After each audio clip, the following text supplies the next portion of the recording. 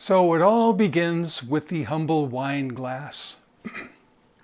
So a little wine glass anatomy will be helpful. This top part is the bowl. This long, thin part is the stem.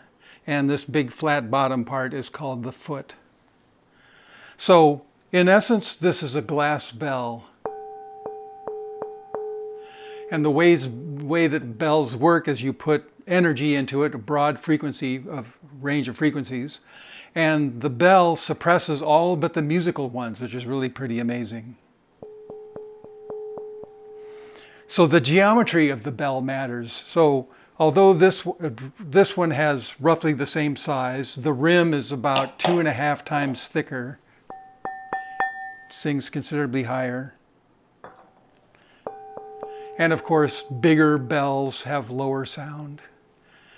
So it's essential that the wine glass be thin enough that it can vibrate. Here I have a beer schooner, which is, you'd think, bell-shaped, but it's so thick that the walls can't vibrate.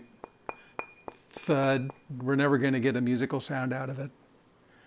Also, the material that you use matters. So I have a plastic one here, which you can see is about the same size as the other ones. Okay, yep, plastic, all right. So you see we get no sound out of it. There's something magic about the wet finger on the wine glass. So another way to put energy into a wine glass, besides hitting it, is with a bow.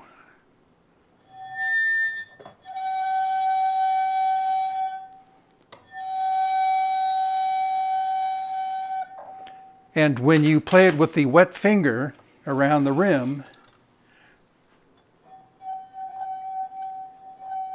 that's exactly what you're doing. Your finger is basically acting like a little bow, and you're bowing the rim of the glass.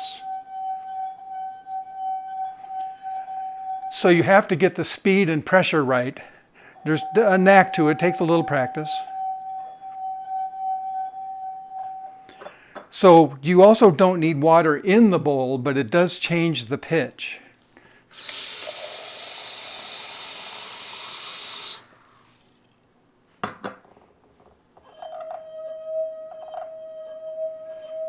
So roughly the range you can get out of a wine glass is a third, which is from do to mi, as in do, re, mi. So here it is, the lower end, and if I dump the water back out.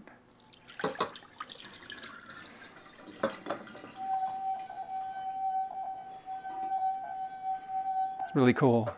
So I would strongly recommend to you budding glass harmonica players that you first start with a wine glass. So go to the dollar store, it usually has some, and make sure that when you wrap it with your knuckle that it will sing. And if so, then you'll be able to do the wet finger around the wine glass. So you do have to get the pressure and the speed right, and I would really suggest that you be able to do that on a reasonably consistent basis, because this is exactly what you're doing on an harmonica, only it's a little harder on the harmonica still. So you'll save yourself a lot of grief if you just start with this first and get the feel of it and an idea of what the pressure and the speed needs to be.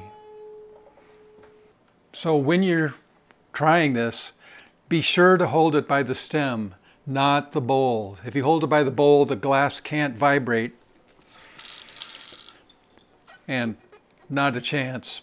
You have to hold it down on the stem so the glass can vibrate.